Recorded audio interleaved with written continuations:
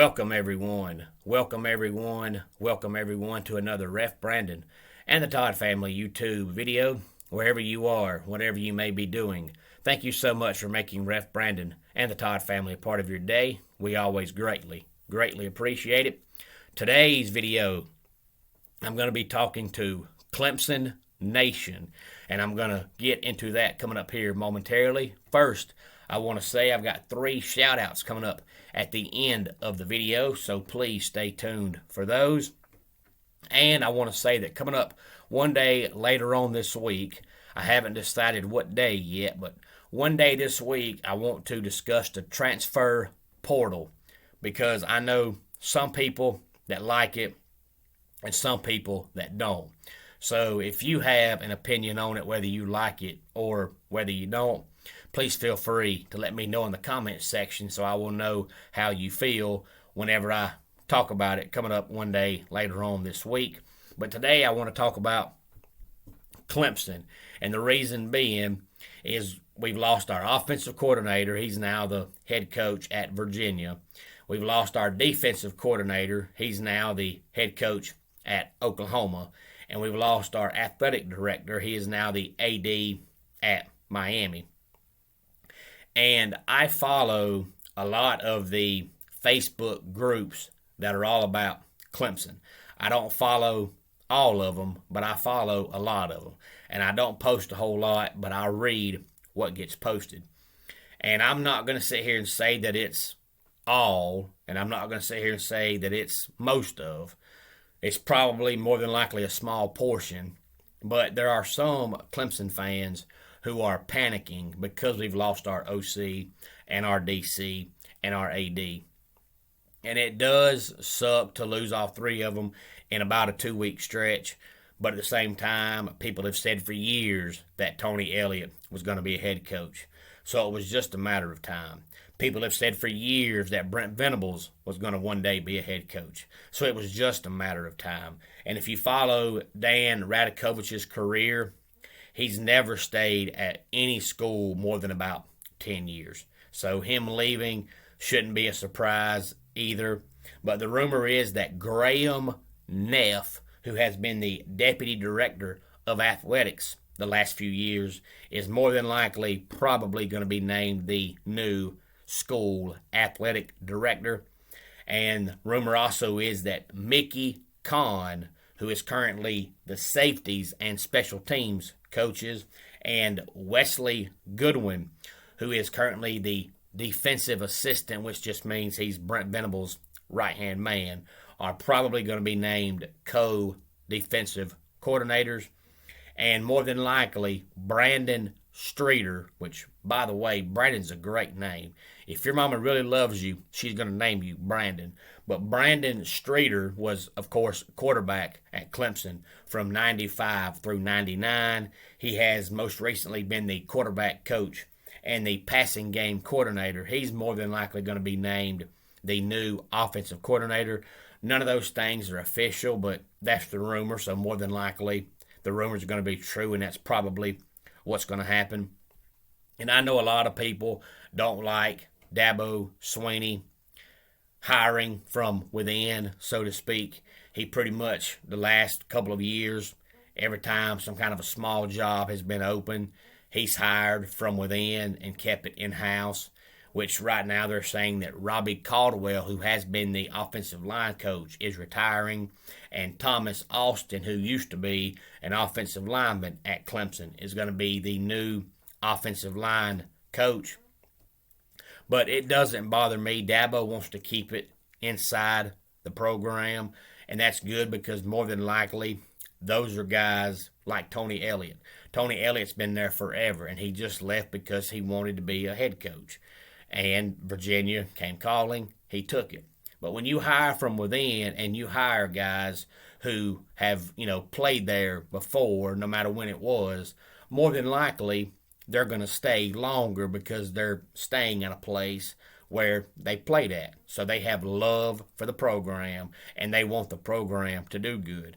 Whereas you bring in an outsider and, they're not from the area, they didn't play there, they've never coached there, and they might come in and stay a year or two and leave.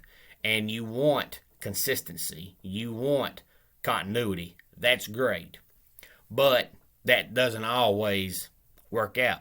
Sometimes coaches leave, and you have to be prepared for it. And when Chad Morris left, Dabo was prepared for it because Dabo knew way in advance that Chad Morris was one day going to leave and become a head coach. And when he left, he named Tony Elliott and Jeff Scott co-offensive coordinators, and the offense was just as good, if not better, under them than it was with Chad Morris. So if you look at the offense this past year, it was terrible, but that was not Tony Elliott's fault. You look at Tony Elliott's complete body of work, and he was named the best assistant coach in the country, I think 2017. So the man didn't all of a sudden forget how to coach. There was 100 things that went into account as to why the offense struggled this year, but none of them were Tony Elliott's fault. He had nothing to do with it. The man knows how to coach. So I'm not saying that if Brandon Streeter does become the new offensive coordinator, that the offense is going to be just as great, but it'll be fine. It might go from a top 5 offense to a top 15 offense, but they'll be fine. And I'm not saying that Mickey Kahn and Wesley Goodwin, if they do become the new co-defensive coordinators, that the defense is still going to be top 10, but it's still going to be top 20. The defense will be fine. Clemson's still got enough athletes on both sides of the ball that the offense will be fine and the defense will be fine. And you don't go from making the playoffs 6 straight years and then all of a sudden have 1 year where you go 9-3 and your program run is over. Now, if you come out next year and you go 9-3 again or 8-4, and in 2 years you go 7-5, and in 3 years you go 7-5, then maybe you say, you know what, our run might be coming to an end. But Dabo Swinney didn't all of a sudden forget how to coach. If they beat Iowa State in the bowl game, it'll be the 11th straight year they've won at least 10 games. The only other program that's done that is Alabama. The only one. And Alabama pretty much changes their OC and DC almost every year. If it's not every year, it's every 2 years. They never have an OC or DC that stays more than 2 or 3 years, but they still continue to win. And now all of a sudden, Clemson makes a couple of coaching changes, and it looks like, oh, we're done, we're finished, we're history. No, it happens. So if Dabo had a plan for when Chad Morris left, he's had a plan for when Tony Elliott was going to leave, because he knew a long time ago Tony was going to one day be a head coach. And he knew a long time ago that Brent Venables was one day going to be a head coach. So he's had a plan in place for offense and defense. So until Dabo gives me a reason to not trust him, and until Dabo gives me a reason to panic, I don't think we should panic just because we had one season where we win 9 games. If 9-3 is a down season, I'll take that every time we have a down season. When Tommy Bowden was the coach, I used to beg for a 9-win season. So if 9-3 is a down year, that's fine with me. But until Dabo gives me a reason to not trust him and gives me a reason to panic, I think everything will be fine. It's just a coincidence that Brent and Tony happen to leave in the same offseason. If you're a Clemson fan and you have been for a long time, then you've known for at least 5 years that Brent and Tony were both going to one day be head coaches. So we should have been prepared for this a long time ago because we knew it was coming. It's just not very often you see it happen in the same offseason, but you still knew one day it was going to happen. Would you rather it happen after a national championship season, or would you rather it happen after a down season? Either way, it's going to happen. And I know we've had a few players decommit over the past few days, but every single school has players decommit. The only reason anybody's talking about it right now is because of the fact we went 9-3. If we just went 12-0 or 11-1 and we're heading towards the playoffs, there'd be no talk about the decommitments. No big deal. But all of a sudden, you have a 9-3 season, and you lose your OC and your DC and your AD, and you have 4 or 5 decommitments. The sky's falling. I just don't believe that.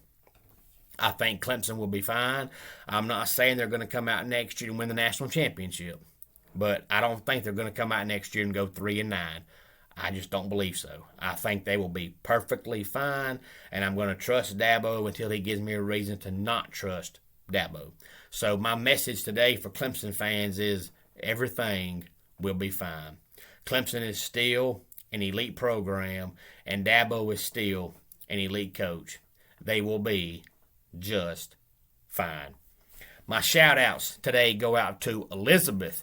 She subscribed to the channel on Thursday, I believe it was. She lives in the upstate of South Carolina. She is a diehard Tiger fan. And also, I've got a shout-out to Teresa. She also lives in South Carolina. She is a diehard Clemson fan. And last but not least, Matthew subscribed to the channel yesterday.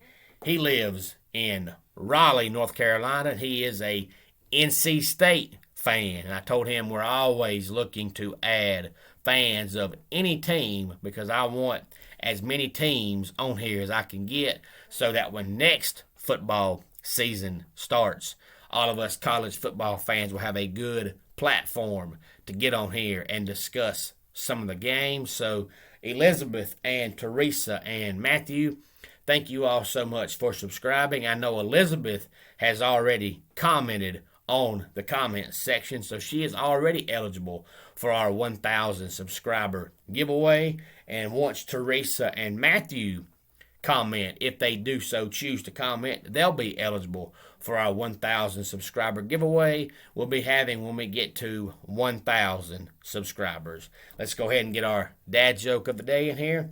What do you call a line of rabbits marching backwards? A receding hairline. And that wraps it up for today's Ref Brandon and the Todd Family YouTube video. Until next time, it's Ref Brandon saying, just like in pro wrestling, life can be over by the count of 3. Tell your friends and family how much you love them. Bye.